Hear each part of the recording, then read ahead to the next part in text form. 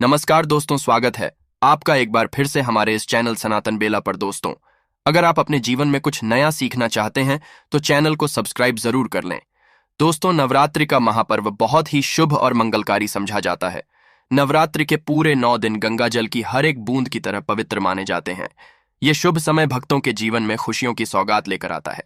दोस्तों, आपको बता दें, 2023 में इस साल मां दुर्गा हाथी पर सवार होकर पृथ्वी लोक में पधारेंगी।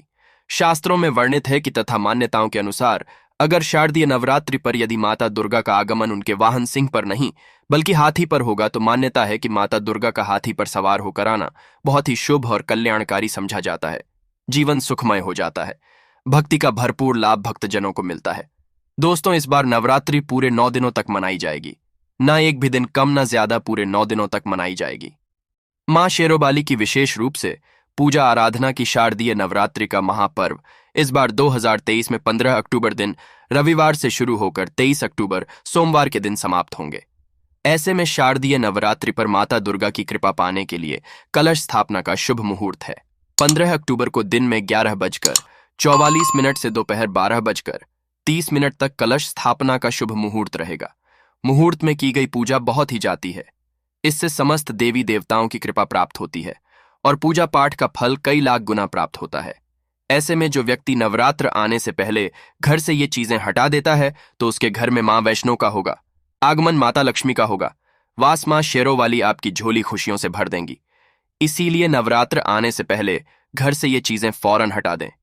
दोस्तों, आज हम कुछ ऐसे ही गलतियों के बारे में जानेंगे जो अगर आपके घर में भी होती है तो माता लक्ष्मी कभी नहीं करती। ऐसे घर में प्रवेश, फिर चाहे आप कितनी ही पूजा पाठ कर लो, माता लक्ष्मी ऐसे घर में कभी नहीं आती। ऐसे घर से देवी देवता भी हमेशा रहते हैं नाराज। दोस्तों, पूरी जानकारी को देखने के लिए इस वीडियो को अंत तक जरूर देखें। सच्ची श्रद्धा से कमेंट बॉक्स में लिखे हर हर महादेव महादेव के लिए एक लाइक तो बनता है। दोस्तों, सबसे पहले नवरात्रि के पहले मंदिर की अच्छी तरह से साफ सफाई कर लें। मंदिर के अंदर अगर पुरानी मालाएं हैं, टूटी फूटी मूर्तियां हैं, उसके साथ ही खाली माचिस के डिब्बे रखे हुए हैं तो उन्हें बाहर फेंक दें तथा टूटी मूर्ति को किसी नदी में प्रवाहित कर दें। घर में छोटे बच्चों को नवरात्रि का व्रत नहीं रखना चाहिए। इससे उनकी जान को खतरा हो सकता है क्योंकि इस व्रत में शरीर को अधिक शक्ति की जरूरत होती है। माता शेरोबाली की तस्वीर अगर कांच के की है और वो कांच हल्की सी भी अगर टूटी हुई हो तो ऐसी कांच को बदलवा ले या ऐसी तस्वीर को जल में विसर्जित कर दे। टूटी मूर्ति की पूजा करने से, टूटी तस्वीर की पूजा करने से आपकी श्रद्धा, भक्ति, व्रत आदि सब टूट जाता है। आपका व्रत खंडित हो जाता है। दोस्त, वास्तुशास्त्र के अनुसार घर में सकारात्मक ऊर्जा बढ़ाने के लिए कई महत्वपूर्ण बातें बताई गई हैं। वास्तु के अनुसार घर की हर एक वस्तु नकारात्मक और सकारात्मक ऊर्जा का संचार करती है। अगर उन्हें सही स्थान पर ना रखा जाए तो ये घर में नकारात्मकता फैलाती है, जिसका असर बुरी तरह से घर की आर्थिक स्थिति पर पड़ जाता है और घर में क्लेश बढ़ता है। वहीं अगर उन्हें सही दिशा में और सही स्थान पर रखा जाए तो ये घर में सकारात्मक ऊर्जा फैलाते हैं और घर में सुख शांति बनी रहती है। दोस्त, वास्तु के अनुसार घर का मुख्य द्वार तरह के सुख, समृद्धि और वैभव का प्रवेश द्वार होता है। परंतु अगर इसकी दिशा गलत हो या फिर कोई ऐसी चीजें इसके सामने रखी जाए तो नकारात्मकता फैलती है। तो इससे घर में क्लेश, बीमारियां और दरिद्रता घर में प्रवेश करती है। इसी कारण वास्तुशास्त्र में घर के मुख्य द्वार को बहुत अधिक महत्व दिया गया है। वास्तु के अनुसार मुख्य द्वार के सामने कुछ ऐसी चीजें हैं जो कभी नहीं होनी चाहिए। ये चीजें अशुभ तो होती हैं, साथ ही साथ ये कई तरह की समस्याएं उत्पन्न करती है। इनका असर परिवार की महिलाओं पर, बड़े बुजुर्गों पर, घर के बालकों पर तथा ऐसे ही कई चीजें परिवार के हर एक सदस्य पर बुरा असर डालती हैं और उन्हें स्वास्थ्य के साथ ही आर्थिक समस्याओं का सामना भी करना पड़ता है। तो ऐसे में हम जानते हैं मुख्य द्वार के सामने वो कौन सी चीजें हैं जो होना बहुत ही अशुभ समझा गया है। परंतु दोस्तों, आगे बढ़ने से पहले आपसे एक करते हैं कि हमारे चैनल को सब्सक्राइब करके इस बेल आइकॉन को जरूर दबाइएगा। साथ ही साथ एक लायक तो बनता है। तो आइए शुरू करते हैं। दोस्त, और नंबर 1, घर के सामने गंदे पानी का जमाव। वास्तु के अनुसार घर के मुख्य द्वार के सामने गंदे पानी का जमाव होना बड़ा ही अशुभ होता है। ये वास्तु दोष का कारण बनता है। साथ ही साथ इस गंदे पानी में कई हजार गुना बैक्टीरिया पनपते हैं जो परिवार के सदस्य को बीमार कर सकते हैं। गंदे पानी का जमाव होने से हैजा, पीलिया, डायरिया तथा कैंसर होने का खतरा बना रहता है। राहु दोष उत्पन्न हो जाते हैं, लक्ष्मी रोस्ट हो जाती है, शनिदेव क्रोधित हो जाते हैं।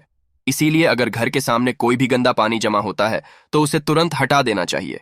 या जिस गड्ढे में गंदा पानी है उसे सीमेंट से भर देना चाहिए।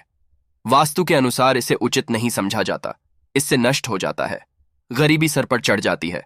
दोस्तों, नंबर 2, कांटेदार पौधे। कांटेदार पौधे कई लोग घर की शोभा बढ़ाने के लिए लगा लेते हैं, जो कि बहुत ही अशुभ समझा जाता है। कांटेदार पौधों को शुभता का प्रतीक नहीं समझा जाता। कांटेदार पौधे अगर घर के सामने लगे हो तो ये परिवार में चुभन का काम करते हैं, रिश्तों में चुभन पैदा हो जाती है। कांटेदार पौधे नकारात्मकता का कारण बनते हैं। घर के सामने या घर के बगल में कांटेदार पौधे कभी नहीं लगाना चाहिए। इससे माता लक्ष्मी प्रवेश नहीं करती, बल्कि राहु केतु घर में प्रवेश कर जाती है। इससे घर में क्लेश बढ़ता है, परिवार में नफरत हो जाती है। इसीलिए कांटेदार पौधे तुरंत घर से हटा दे। जिस कांटेदार पौधे में फूल नहीं आता, पत्ते नहीं होते, उसका घर के आसपास होना भी घोर अनर्थ समझा जाता है। कांटेदार पौधे को जितना जल्दी हो सके अपनी भलाई तुरंत हटा दे। कांटेदार पौधे लगाने से शत्रुओं की संख्या बढ़ जाती है। दोस्तों, घर के मुख्य द्वार पर केवल खुशबूदार पौधे, तुलसी का पौधा, हरे, गुलाबी, लाल, पीले फूलों के पौधे ही लगाने चाहिए। इनकी सुगंध से माता लक्ष्मी आकर्षित होती है और घर में अपना वास बना लेती है। दोस्तों, नंबर 3, कूड़ादान। कूड़ा डालने में आसानी हो जाए, इसीलिए कुछ लोग कूड़ेदान को मुख्य द्वार के सामने सटाकर रख देते हैं अथवा घर के ही रख देते हैं। परंतु वास्तुशास्त्र के अनुसार ये बहुत ही कष्टकारी होता है और धन की हानि का सूचक समझा जाता है। इसीलिए ऐसा भूल कर भी ना करें। और दोस्तों, कूड़ेदान को उत्तर दिशा में नहीं रखना चाहिए। इस दिशा को देवी लक्ष्मी की दिशा समझा गया है। साथ ही साथ मुख्य द्वार पर झाड़ू, पोछा, वाइपर आदि भी नहीं रखना चाहिए, बहुत ही अशुभ समझा जाता है। दोस्तों, नंबर 4, बिजली का खंभा। कई घरों के सामने बिजली का होता है, परंतु वास्तु के अनुसार यह परिवार के सदस्यों की उन्नति में बाधा होता है। मुख्य द्वार के सामने खंभा होना बहुत ही हानिकारक हो सकता है, इसीलिए मुख्य द्वार बनाते समय इस बात का ध्यान आवश्यक रखें। दोष तो नंबर 5, पेड़ पौधे। घर के मुख्य द्वार के सामने घने पेड़ पौधे नहीं होने चाहिए, इससे वास्तु दोष उत्पन्न होता है। साथ ही साथ इससे सूर्य प्रकाश घर में प्रवेश नहीं कर पाता। प्रातःकाल में घर के मुख्य द्वार सूर्य प्रकाश घर में प्रवेश करता है तो यह स्वास्थ्य के दृष्टिकोण से भी अच्छा होता है। साथ ही घर में सुख, वृद्धि और शांति बनी रहती है। इसी कारण घर के मुख्य द्वार के सामने पेड़ होना शुभ नहीं समझा जाता। पेड़ पौधे हमेशा घर के साइड में होने चाहिए, परंतु सामने नहीं। दोस्त, और नंबर 6, बैल का ऊपर चढ़ना। घर के आगे से बैल का ऊपर चढ़ना बहुत ही अशुभ समझा जाता है। वास्तु के अनुसार इससे विरोधियों तथा शत्रुओं की संख्या बढ़ती है और व्यक्ति की उन्नति में बाधा निर्माण होती है। दोस्त, तो नंबर 7, घर की दहलीज। वास्तु के अनुसार मुख्य द्वार की दहलीज से ऊंची सड़क होना बहुत ही कष्टकारी होता है। और दोस्तों, वहीं वास्तु के अनुसार जिन पौधों में से हमेशा दूध की तरह तरल पदार्थ निकलता रहता है, सामने कभी नहीं लगाना चाहिए। मुख्य द्वार या फिर कोई भी घर के सामने गड्ढा या कीचड़ ना होना चाहिए। यह शोक कारक होता है, इससे शोक समाचार की प्राप्ति होती है। घर के मुख्य द्वार के सामने मंदिर भी बिल्कुल नहीं होना चाहिए। अगर घर के मुख्य द्वार के सामने मंदिर हो तो परेशानियां और संकट से घिरे रहेंगे। मुख्य द्वार के सामने सीढ़ी नहीं बनानी चाहिए, इससे तरक्की में बाधा का निर्माण होता है। बच्चों को पढ़ाई में सफलता नहीं मिल पाती। मुख्य द्वार के सामने सीढ़ी नहीं बनानी चाहिए, इससे तरक्की में बाधा निर्माण होती है। बच्चों को पढ़ाई में सफलता मिल नहीं पाती। घर के मुख्य द्वार के ऊपर अन्य द्वार होना भी नुकसानदायक होता है, इससे धन का नाश होता है। घर के ऊपर पड़ रही छाया से भी छाया बैध होता है। हालांकि ये देखना होता है कि घर के ऊपर किसकी छाया पड़ रही है, किस दिशा से किस तरह की छाया होती है, उसी से लाभ या फिर नुकसान का पता चलता है। दोस्त, तो नंबर 8, घर के मुख्य द्वार पर कभी भी माता लक्ष्मी की तस्वीर आपको बिल्कुल भी नहीं लगानी चाहिए। दोस्तों, माता लक्ष्मी की तस्वीर को अपने घर के पूजा घर के अंदर स्थापित करना चाहिए, या फिर अलमारी के अंदर आपको माता लक्ष्मी और माता लक्ष्मी से जुड़ी सभी चीजें रखनी चाहिए, क्योंकि माता लक्ष्मी का स्थान हमेशा घर के अंदर ही समझा जाता है, न कि उनका स्थान आपके द्वार पर। माता लक्ष्मी को कभी बाहर नहीं करना चाहिए। धन की देवी को हमेशा घर में स्थान दिया जाता है। कई लोग क्या करते हैं कि फैशन के तौर पर घर के द्वार पर ही माता लक्ष्मी की तस्वीर लगा देते हैं, तो माता लक्ष्मी द्वार से ही वापस चली जाती है और घर के अंदर कभी भी प्रवेश नहीं करती। आपको इस बात का जरूर ध्यान रखना चाहिए।